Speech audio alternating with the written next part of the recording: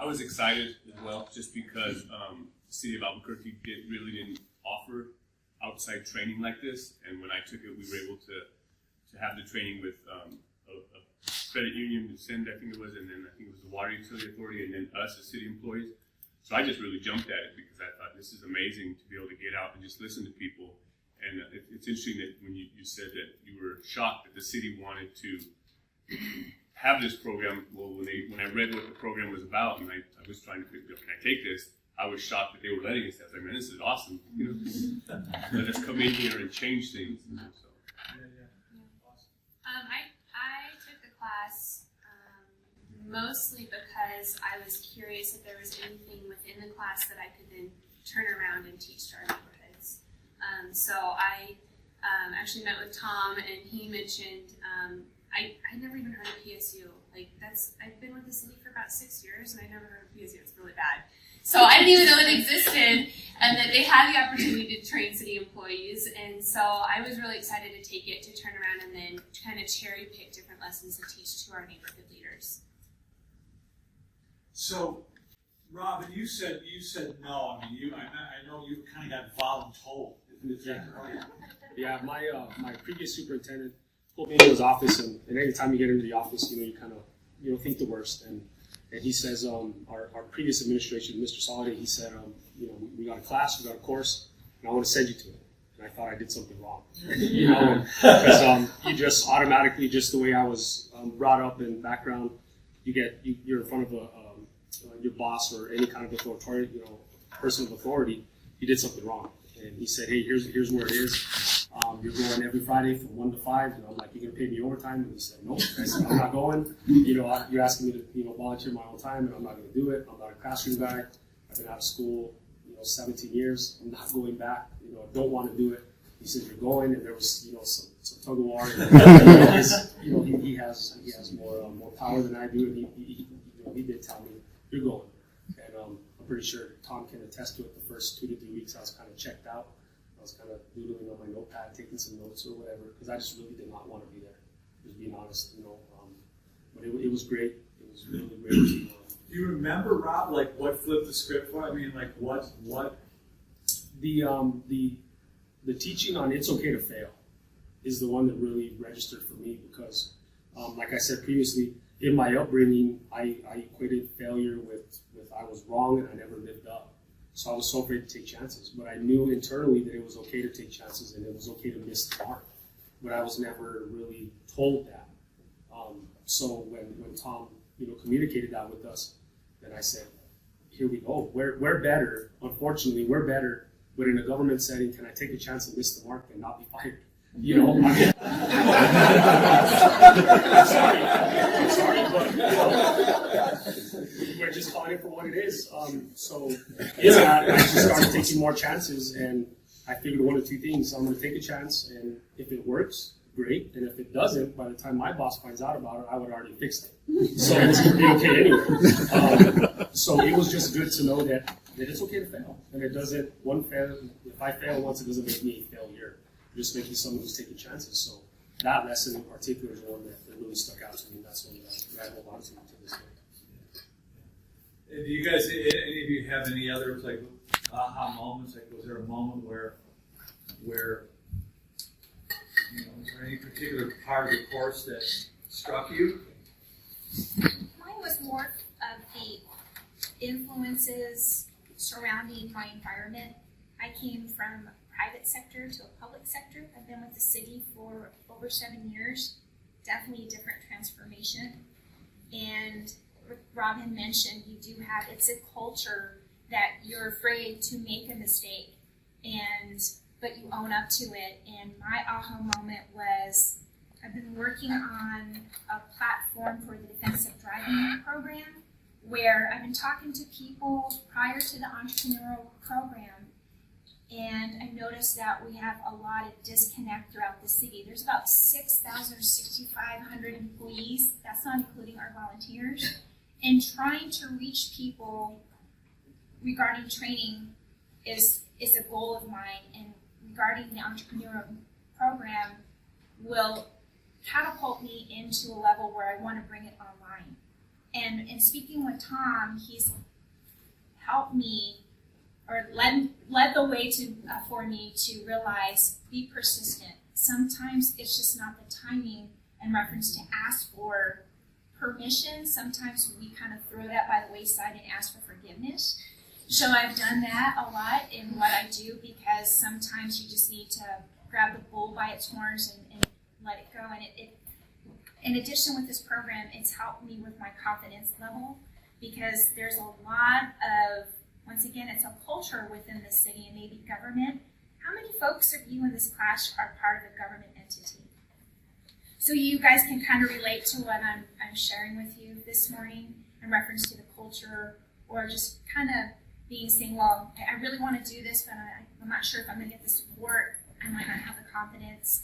So by attending this program and working out a project proposal for bringing the driving online will save the city at least $70,000 a year. Wow. So, and I've worked with Tom, and he's helped me with that, and it's just, we're finally, after 2.5 years, I'm finally at a level where I'm having people sit down and talk to me, because I keep pushing the issue, so to speak. I'm persistent. Mm-hmm. I'm persistent, and I want it to be a win-win situation, and there's a lot of, but we definitely want customer service and to reach all of the facets in the city. I think for me, one of the big aha moments was, you government employees can kind of maybe relate to this or not, or the mentality of the outside world is always like government employees are what? Lazy. And coming from the outside, I had worked my way up a little bit, to a fiscal manager, and I saw a lot of that. And it was kind of getting discouraging to work for the city, very discouraging, because I was like, why can't we get things done? Why don't they do things? And then taking the class and really just starting to see, like, you know what? Why don't you be the change that you want to see in your department? Instead of complaining about it and letting the environment dictate to me, after the class, I went back and I said, you know what? I may only be a fiscal manager, but I'm going to start dictating to my environment. And so what I started to do is you were saying it earlier, you identify people. And I think what you said about entrepreneurship isn't, it's a mindset, but it's also the human spirit. People deep down inside, they do want to do good. They do want to succeed. So it was starting to identify my staff and looking at my staff individually and saying, okay, what can they do and what can I show them? I need to show them what they can do and where they can succeed, and I need to pull it out of them. But it was also in myself. Well, where can I help this individual and really kind of look at them at that level and trying to just let them have a little bit of success and let them know that I had confidence in them so that they could, you know what, now I do want to try this. And then those employees who don't, because there are going to be employees who, you know what, they just want to come to work and they just want to put their 8 hours in and they want to go home and they want to retire in 20 years. Okay. Learning from my mindset of how do I get them involved to the point where they can have that mindset, but they can still help us achieve a goal. And after that, it just started opening up a lot of opportunities within my department to where I just started seeing things and just, hey, I want to do this. Okay. And before long, the director and the deputy director were like, we want to do this program, give it to him. And it made me start thinking, I'm not a job description anymore. I think that's the mentality I had to come to have, was like, I'm the fiscal manager, this is my job description. And so I just made it open. Whatever you need to be done, ask, and I'll get us there. Yeah. And it just started to open a lot of doors. And before I knew it, our deputy director left. And when I saw my career, I never saw myself in the positions I'm in now. I thought I would be public accounting, in the budget office. The head of accounting is kind of where I wanted to go. Solid waste and accounting, I could see those. well, yeah, it just opened my mind. So when the deputy director position came, they said, have you ever thought of going this way in your career? And I said, no. And then I thought about it, and I looked at what I had been doing for the last year, and I thought, well, it's all people, it's all problem solving. It's just like accounting. It's just like doing a math problem. It's like doing an equation. Everybody has a piece, and in the end, there's an answer. And so it just really, it really opened my eyes just to not put myself in a box, but not to put anybody else in a box. Wow. Wow. Matt, I just want to take some of you, this might not make sense to you, but the group, I was mumbling through the 8 life lessons yesterday, quickly, and I was trying to say, in 6 about building a brand, a reputation for problem solving, and it brings more opportunity to us. Like that's what you just articulated. The more you get a reputation or a brand for like, I'm the guy that can get things done, more opportunity comes to us. Right? That's what I was trying to articulate in that building a brand. You don't think of it as a brand. No. You're not even probably worried about what it looks like on the outside. Well, and as you keep doing that, I mean, I didn't, as a deputy director, people would say, do you want to be a director? And I was like, no, this is the best job in the city. You're the deputy director. You don't have to answer directly to the mayor's office. You get to run the department, and then you get to affect a lot of change with a lot of people, and you get to identify people who you can send that way. And so when the opportunity came for me to be a director, I thought, my first answer was no. But then it was like, well, you're putting yourself back in that box of safety and comfort, and going over to solid waste, it's just opened up to, and I mean, I've met with PSU, I've met with Tom. I mean, now I'm in a position where I can really change a department that can change a city. Because what I want to do, and I've shared this with some of our guys, is I want to create a career path for anybody who just has a high school diploma, because a lot of our laborers come in with high school diplomas. And I want to create, and it may take 6 years, it may take 7 years, my whole time there, it may take 4 years, but I want that to be a destination where people say, I want to go work there, because I can get a GED, I can get a CDL, and I can work my way up. And they'll teach me and they'll train me. And one of my goals is to have people to be able to be trained to a point where if they want to go anywhere in the city and do any job, that we'll help them get there. And I think that's, and that's just a big extension of what this class is. And I'm not saying a commercial for the class, but I think it's important. And as far as I'm concerned, I'm going to try and send as many people to it as possible, because I need people to start thinking, because I don't see everything. A couple of my guys here, I'll pull them aside and I'll tell them right away. I say, what am I missing? And I get that from the class. Being in these group settings, and you have this great idea, and then 5 people shoot it down, and you're like, I didn't see that. So as a director, I'm not above my way or the highway. And you said it, share life experiences instead of giving advice. It's like, okay, this is what I want to do. Tell me what I'm missing. Tell me where the holes are. Yeah. Bravo. Thank you, man. That's leadership. Because you asked what the moment was. When I was looking online, and I heard you talking about that, but then when I signed up for the course and you sent me those videos, that was a turning point for me, because that was the best articulation of the power of choice and problems or opportunities I'd ever seen presented in material that you could go out and send to multiple people. The people you interviewed, I said, okay, this is it. This is exactly what's missing. I've been doing a lot of work with the city. I was in the private sector. People told me I was crazy for, you're not going to get anything done with the city. They're lazy. They don't want to work with you. And I said, I don't believe you, because we can't get anything done without the city ultimately. Whatever anybody else says, you need a good city government to make your community stronger. It's got to be a partnership. So when I saw that, that's what sold me right away. And that's really literally that first day in the class, I was thinking, I'm going to go back to Albuquerque. And there was an opportunity, because our administration then wanted to be the most entrepreneurial city in the United States. So I said, I think I can sell the mayor on teaching city employees this, because how else can you prove you're the most entrepreneurial city in the United States?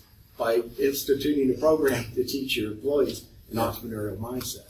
So that really blew the door wide open for me. And just those two things, the power of choice and problems or opportunities, that's the foundation for resilience, as thousands of studies have pointed to the internal locus of control.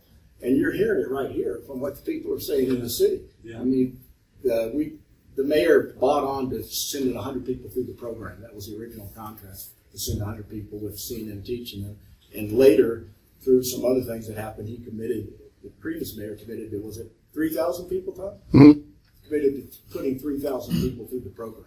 That is huge. And there are many more people in the city that I work with every day. And when you get 3 people in a room with 20 and 17 people don't know what's going on, and they feel defeated, and you've got 3 or 4 people that say, hey, we can choose. We still have an opportunity to choose whatever is happening. Where is the opportunity in this? And you guys have experienced it. You can turn something around that you thought was immovable when that happens. Yeah. And any city that institutes this program with their employees, you're on the way to something really great happening. Because regardless of who is at the top, it's the people right here that are interfacing with the community to make the difference, that are implementing the policy. Policy means nothing until it's implemented. And this is how you get it implemented in the best way possible. And you can even make a bad policy good when you've got people like this on the end that are delivering it, because they know how to change it. And you can make a great policy lousy if you don't have people with these mindsets at the front line. So, Rick, I want to jump on that question for a second. Thank you for saying that. But you were also instrumental in a pilot that was done here in Albuquerque in public schools. Yeah. Right? And so we've been talking a little bit about like how this would affect someone, a government employee. Can you talk a little bit? I mean, some folks here that are in K-12, they're high school teachers that are going to be using this material for high school kids. Can you talk about a little bit about what you saw with the high school implementation? I mean, you were kind of actively involved in that, weren't you? Yeah, and Tom was very involved in that.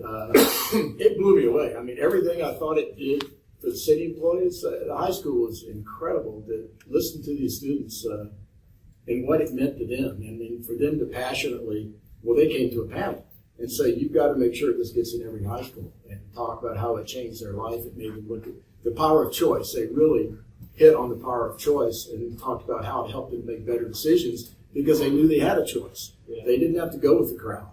They didn't have to do something they thought was kind of stupid just to be cool. I mean, it was So there was really one girl that started like a gun violence movement in the high school, and it went out into the community. She wouldn't even talk to anybody before she talked to class, and all of a sudden she's out talking to hundreds of people at a time. And she brought everybody to tears in the room when she was telling about what she did. And she didn't even know what she did was that unusual. You know, it was just the natural thing to do to her. But the key for her was the power of choice. Yeah. And she recognized that she had the choice. Whatever was happening, her reaction was within her control. So for those of you who are interested, Rick made a video about both about the high school implementation and about the city implementation. You can find that at mindsetmemo.com. You can see both of those videos. Very well done. Brief little videos about the city government implementation as well as the high school.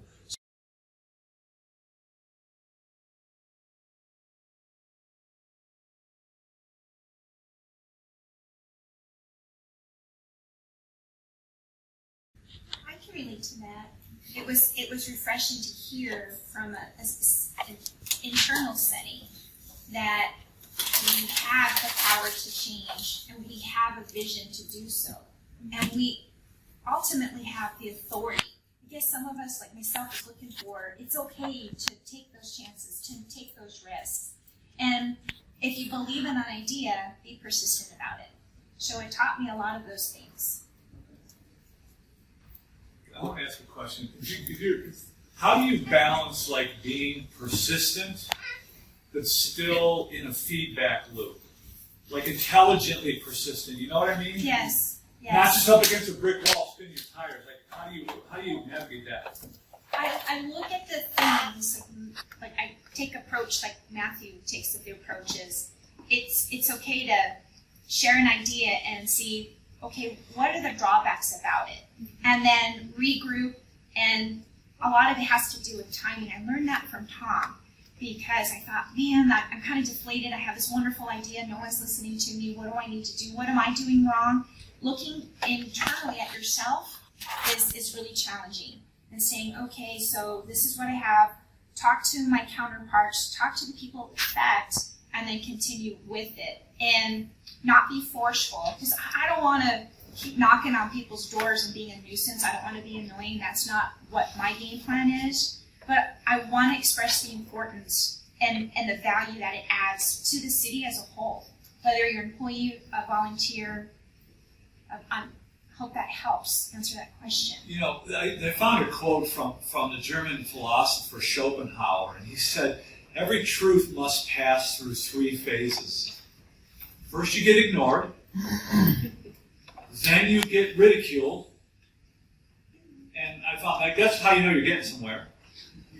Yes. And ultimately, if you hang in there, you'll be celebrated, and your idea will be looked upon as a self-evident truth. Yes. But I think every entrepreneurial person needs to understand that.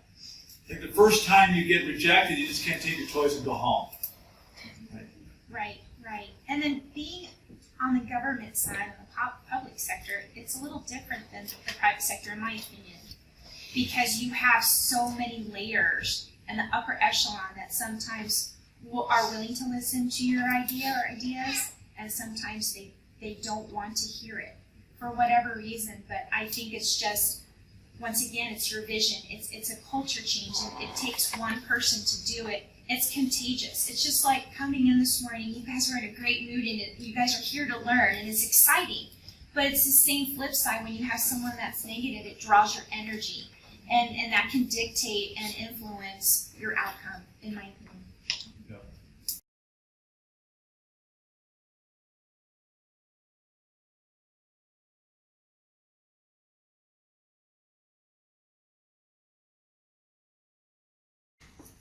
Well, for me, when I took this class, I was in the residential division, and I had 12 guys under me, 12 drivers, and each guy has an assigned route for each day. And I transitioned over to the commercial side, and now I got 32 guys under me, who each has their stops are a little bit different, but we have guaranteed customers every day. So when I came to the commercial side, my guys were calling me about every little thing. Hey, we got private locks, we got gates, we got this, we got this, we got this. And I empowered them to say, can you figure that out? Well, what do you mean? Well, can you figure it out? I got 32 more, I got 31 more other people here that work for me, and I got, roughly the whole city to take care of. You're there, can you take care of it? And just through the empowerment and letting them know that even if they do go knock on the door and they get yelled off the property and they failed, but it's okay, but I'll still back them up, and then I will still eventually go to help them, to fix that.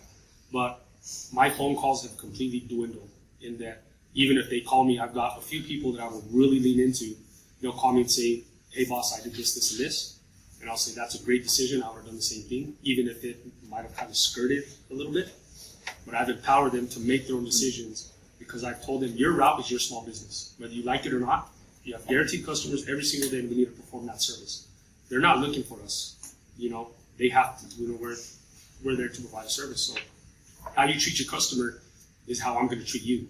Because if I start getting phone calls, then I got to come down on you because you're there, right? So as soon as I gave them just that little bit of empowerment and they were able to manipulate their route, take care of their customers how they see fit, I got guys that are, their customers call me and, hey, this person is great. He went above and beyond. He did this and that or the other. And we'll celebrate that, of course. Yeah. But, there's some people that you still have to hold their hand, of course. But for the most part, 80% of my guys, I don't hear from them because I've empowered them to make their own decisions. And because I'm not afraid to fail, I've let them know that it's okay to fail because we'll fix it together, So you sent the other 20% to Eli?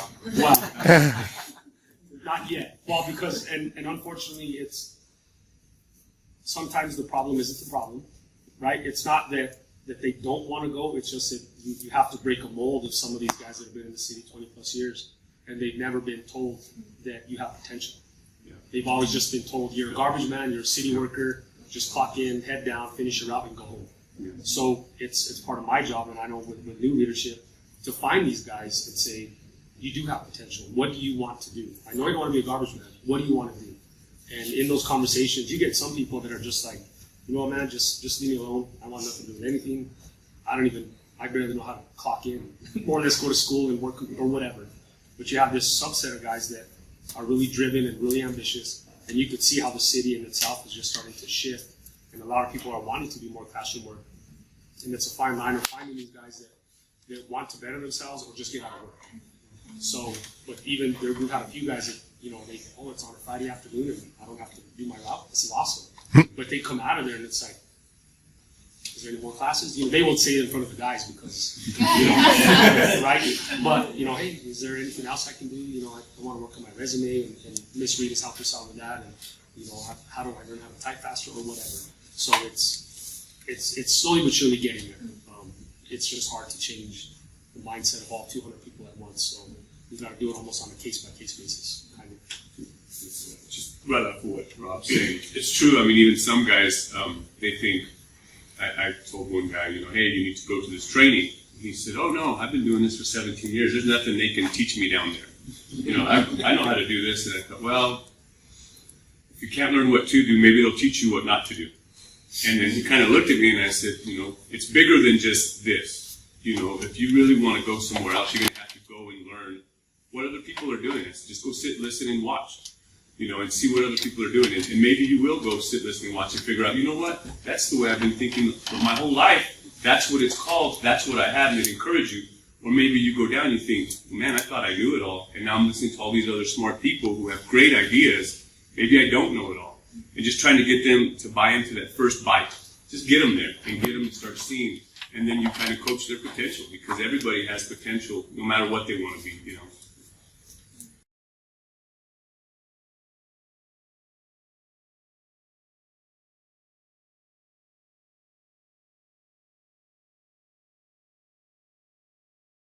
I'd say most of the success that I've seen has actually been in one-on-one conversations. So I'll often have neighborhood leaders call me complaining about something or upset about something that's going on with their neighborhood. And it's been empowering to find the language to be able to turn that around and help them see the ownership that they have over those problems in their neighborhood and in their community, and the way that they can partner to actually turn them around and start seeing the change that they want to see. So it's very subtle language that I'll use with the power of choice, that victim mentality, things like that.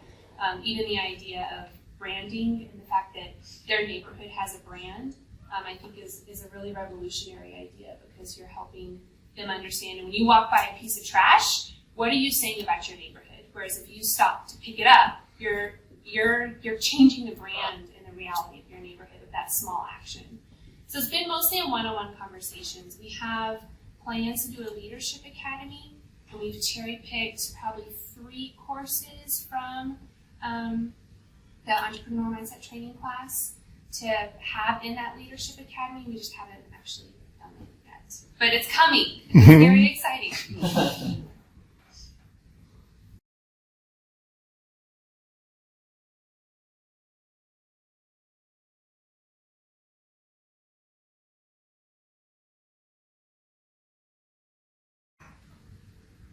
I know, at least for me, I'm going to touch on my background yet again. I was raised in a strict home where if you messed up, you would get, the belt, or, there was a strict discipline, And so I brought that, I pulled that forward when I had my kids. But just recently, in the last, couple of years, I faced some personal struggles with my middle son, and that's related directly to how I parented him when he was younger. And now my youngest daughter, who, she's daddy's little girl, so I'm going to be easier on her naturally. But I've been able to parent her with more of an open mind and more of failure doesn't dictate you kind of thing. And just a real quick story, last year, after her first semester of 8th grade, she automatically came to me and said, "Science, I have a D. It doesn't click up here. I can't get it. I can't." "Are you trying?" "Yep." "Are you studying?" "Yep." "Like, are you really trying?" "Yep." "Okay, you're not taking selfies all day or whatever." And she's like, I just don't get it. It doesn't click here. So she presented me with that problem, and when she got the report card and it was still a D, at least I understood that. But she had A's and B's everywhere else, so I celebrated that, and I didn't focus on just the negative part of it. And that just radically changed our relationship, because not everything's negative. There is positive in a lot of things that my children do, and our children as well. So this has told me that while as I came up through the ranks in the city, everything was negative, right? Everyone's out to get me, everyone's right, but yet I feel entitled at the same time. So it was weird. It was really weird, because I felt this way about myself, but going through the class, it told me that I was making that choice to feel that way, even though I knew I had the potential and the ability to go this other way and kind of go against the grain a little bit.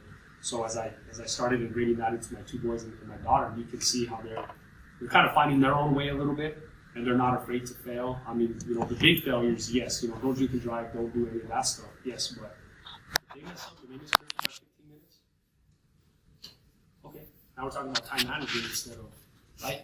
So for me, I've carried this over into the parenting realm, and it's been good, it's been really well. Thank you, Ron. Any other? I think my experience helped me be involved with my neighborhood association.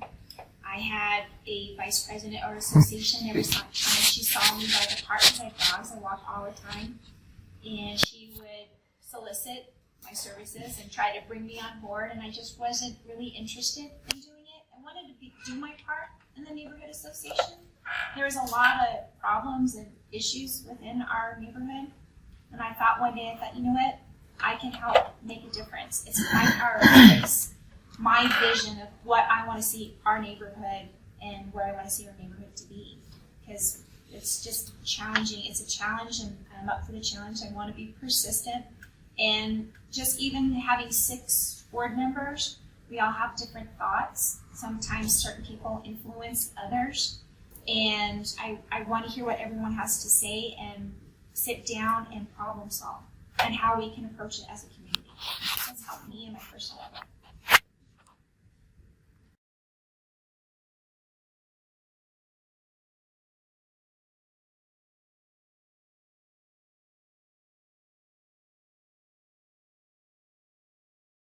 Once again, mine was persistence. To add value to it. It happens. It's been a struggle. I'm not going to say it hasn't been, but I just regroup, figure out, okay, timing and information. The more information that I have seems to be powerful to the change.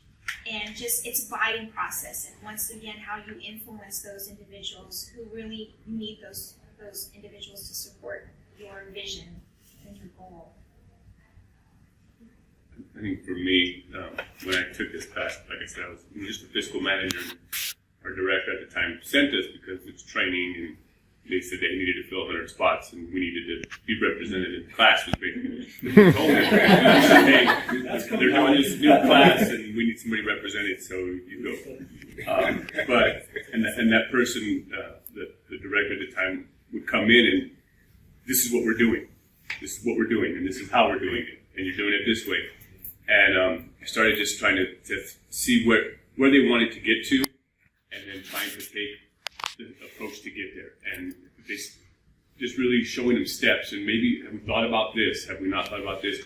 So really listening was as a key, and just trying to think, how can we get to the same place, but how can I help them how can you make somebody think it's their idea? This kind of was the skill I kind of had to really think about. Like, okay, we both know where we want to go, but let's make sure it's your idea, and just really working within that framework. And it takes a lot of thought, and it took a lot of things getting shot down. But then at the end of the day, you sell it to them. And one thing it really made me, what was more important, getting the credit or getting the change? And that was the big thing for me. Was, you know what? Do I really want to see change, or do I really want credit? People would say, man, this guy's the one who did. At the end of the day, when you really want to see change and you really want to be an entrepreneur, most of the time you won't get any of the credit. Somebody else may be getting the credit because you're the one feeding the ideas up, and you're the one that's affecting the change. But at the end of the day, when we would go out to a park, or we would go and we would look at the Bosque Youth Program that we implemented, like all the hard work we did, maybe she got the credit, but it was us as a department, and we got the change we wanted to see. So it's kind of one of those things.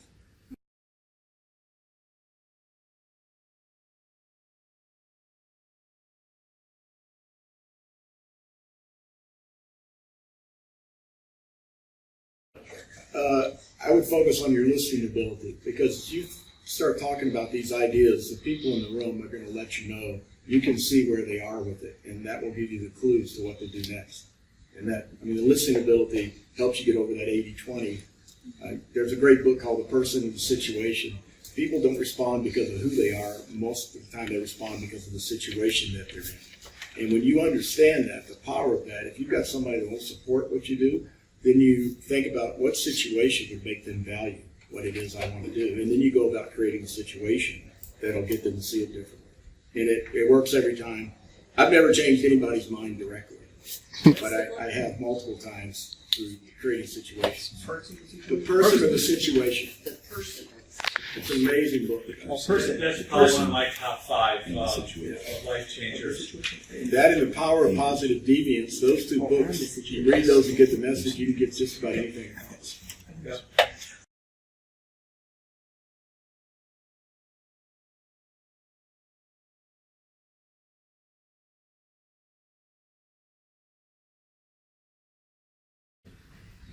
For me, working with some of my colleagues side by side, it was tough because, I'm a driver personality, so I'm real task driven and I want to see results. So if I see one of my colleagues, one of their shortcomings, I want to step in and kind of like, hey, you're doing this wrong, and that caused a lot of pressure and a lot of friction. So for me, it was just indirectly showing them that I can do that job and saying, hey, if you need a hand, great. If not, okay. And you kind of just leave them at their devices, and then you kind of just lead by example. Because based on that 80-20 rule, 20% of people, it's funny how the emails kind of, hey, I need help. Can you, what if you're in a lunch setting, just kind of like, oh, whatever, we're stupid. Okay, great, whatever. But, hey, can we go for a ride real quick? Hey, how would you do this and this and this or whatever? And then it's just life experience. It's not, you should do this. Here's how I attacked it and it didn't work. What? Yeah, it didn't work. So maybe you should kind of start on that path and kind of make it your own. And I was lucky to work under previous director and previous supervisor that gave me that avenue to do that. And they would kind of push me to really stretch me and say, figure this out. I'm not going to help them. They would stop me right before I made this big, huge mistake. But it's just figuring out your team and where someone's strong and where someone's weak, and you kind of just lean on those people that way. And I'm so thankful for new administration and new leadership because they're following that same trend. And they're not breathing down our neck kind of, this is only your job and your job only. They're saying, hey, yes, this is your job, but I may need you these other places, so you might as well figure it out. You might as well learn. So it causes us to network and kind of how to do that. And working with Angels, I've been able to pick his brain a little bit and, what does this mean and how's this or whatever. So it's just gently kind of going into their realm, so to speak, and saying, how do you do that? Or here's how I do it, kind of thing. It's weird if people they're not receptive to it. You're going to step on toes either way. What's your intention? Well, what is the best way for us to work together to make sure we get that outcome? What does it have to look like? And then you get past the immediate tension, and there are often great suggestions, and it can flip a conversation in a heartbeat. And you just have to ask them 2 questions. Yeah, I actually am dealing with that a lot in my role. And I think it's because I'm trying to redefine what this office does, and by doing that, I'm finding I'm stepping on a lot of toes unintentionally. But city employees are also very territorial, and I'm learning that the hard way. And so I think the question that Rick just asked is fantastic. I think the other pieces that I've learned, frankly through trial and error, is not being afraid to do work that is beneath me or not my job, or because it's in offering to help the people whose toes I'm stepping on in like a very basic administrative way, like whatever help it is that they need. It has started to build some trust to where they realize I'm not after their job. I'm literally trying to work together to get to a better outcome. So not seeing any work as beneath you, I think, is part of it. And then also something that you mentioned, not caring about the glory. So the way that I found to work with people who are quite territorial and we need to work together, and is by giving them the glory and kind of doing just the background work and figuring out how it is that I can the best place to go, and letting them kind of feel like they're guiding it and receiving the recognition and the celebration for the improvement. And then that's going to inspire them to keep going down that path without me having to then also take over the job. So it's a fine balance. It's not easy. And there's always toes I'm still stepping on.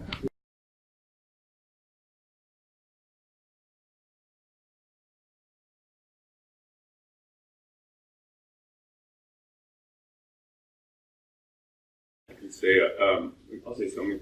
There's a lot of people who I've kind of mentored over the last few years, and one thing I always tell them is, you don't fall down, you fall forward.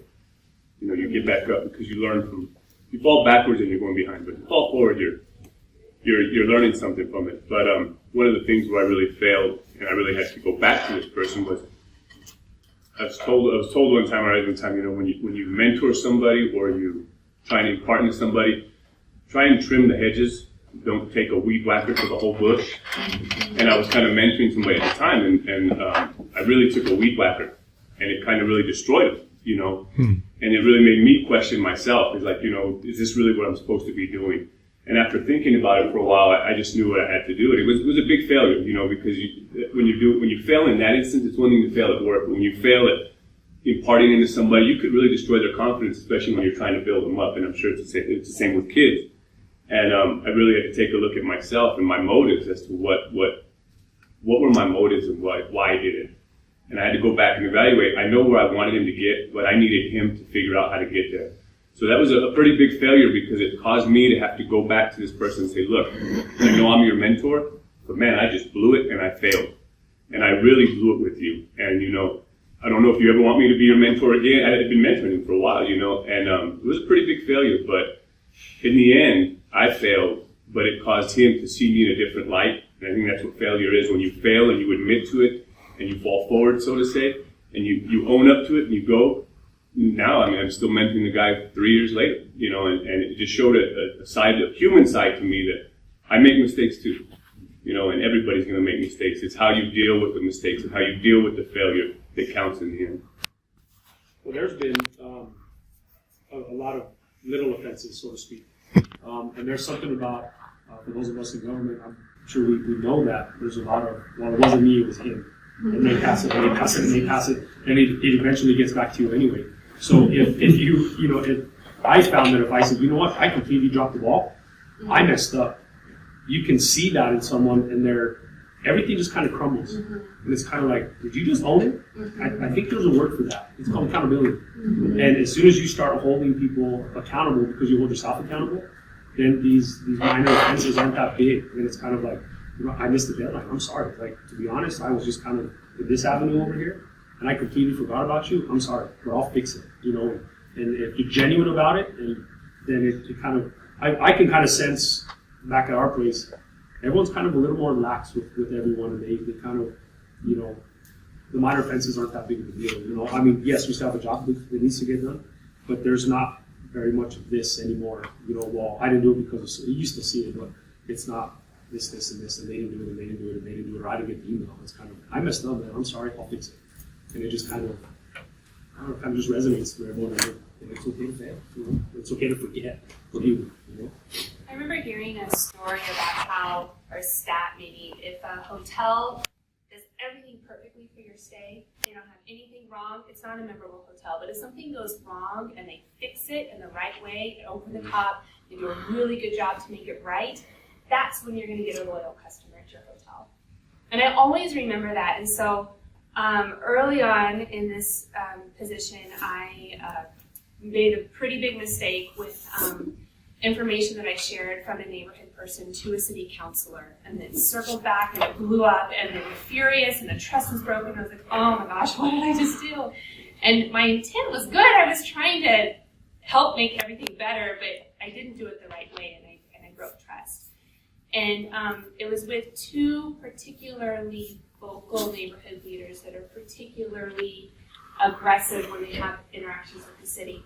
And I sat down with them over lunch and owned it. I was like, I screwed up. Like, I should not have done that. And I want to let you know I learned from that.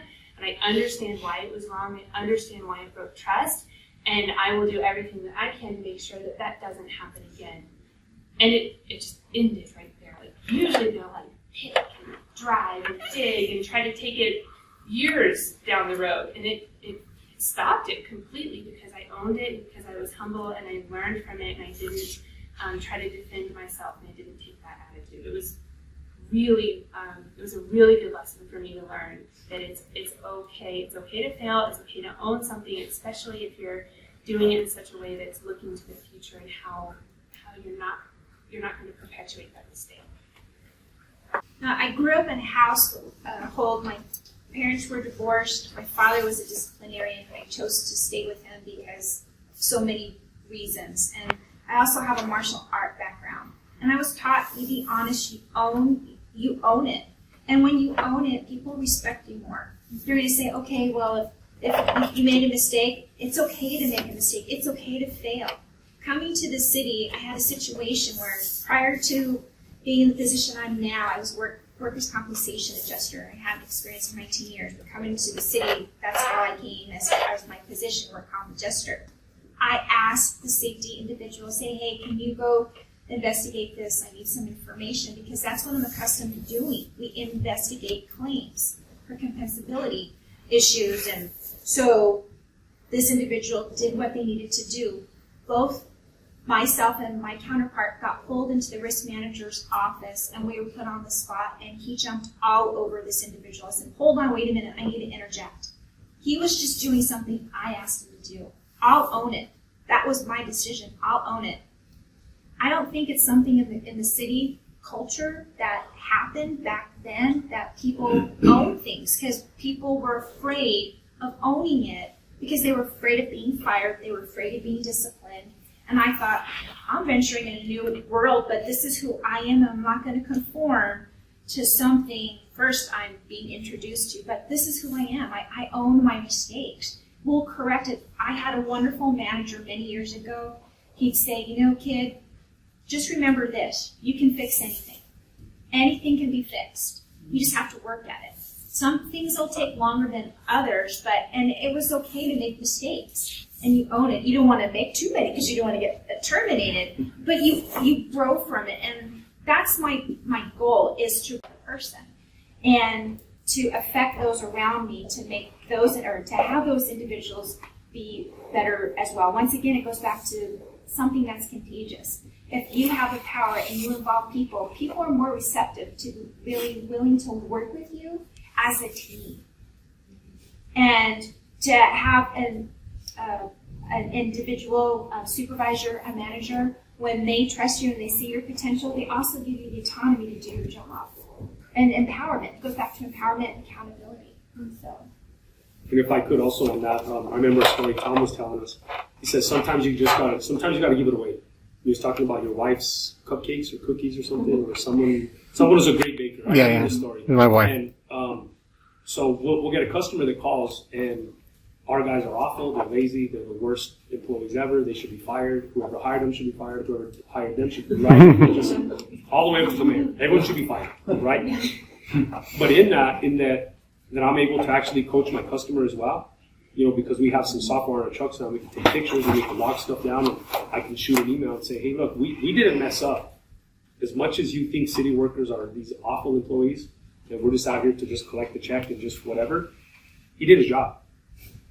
And my driver may not find out about that I backed him for quite some time, but if I could coach the customer, you know, I've got some power. I can still send the guy back and, you know, say, hey, as a courtesy, we're going to get your trash done, right? But I've coached the customer in that moment, and I can't control them, how they're going to react towards me, because I'm awful. My cousin hired me or whatever, right? Like, it's this like little boy network that I'm only there because whatever, my mom's uncle's brothers, whatever. Yeah. So it's this that I'm able to talk to the public and kind of in an indirect way impart them that they need to start thinking as an entrepreneur as well, that maybe they did make a mistake, and it's okay. Yeah. We're going to work together for a common goal. And a lot of times my guys don't know that I fixed stuff for them. They saw a problem, they fixed it, and I addressed it on the back end, and the next time they get there, the problem's fixed, and hey, I did something great. Yeah, you did. I know before I came from public, you know, everybody has that mentality, and even like the first couple of years when I was at the city and I was just a staff accountant, because I started at the city as just a staff accountant 7 years ago, I wouldn't tell people I worked at the city. Mm-hmm. So when I was a staff accountant, people would say, what do you do? Oh, you know, I'm an accountant. But the words I work for the city never came out of my mouth. Yep. And when I became a fiscal manager 2-3 years into my career, you know, same thing, because I left public accounting, and to all my peers, they said, you're taking a step back in your career going to work for the city. But I did it because I just felt like it was something I had to do at the time, and I was pretty burnt out with public accounting. But anyway, so I had this stigma within myself. And then as I started to move up, even as a fiscal manager, and then I became the deputy director, I just said, you know what, I can change that. You know, and when people would start to ask me, what do you do? This is what I do. I work at the city, but this is what I do. So at Parks and Rec, I would say, you know, well, I oversee 300 parks. What do you mean? I'm the deputy director for the City of Albuquerque, Parks and Recreation. We have 300 parks, and I let them know, man, these guys have 300 parks? A lot of people don't know that. We have 7 pools. We have 18 baseball fields. We have Balloon Fiesta Park, and they don't see the complexity and so forth. To me, it's like I want to change that concept of who the city is and who we are. And as I've gone over to solid waste, I tell these guys all the time, we're going to be the best solid waste company in the Southwest, and eventually in the country. That's our goal. that's where I want to take us, because I want people to say, I work for the City of Albuquerque Solid Waste Department. I want people to be proud of that, and for people to understand that we're proud of what we do. And that's the change that I had, was I went from being kind of embarrassed to say I was a city employee to saying, you know what, we may not be where I want to be. People may still think I'm lazy, but when you ask me who I am and what I do, I'm going to express to you who I am and what we do, just so that you can walk away with a different concept of what the city employee is. That's good.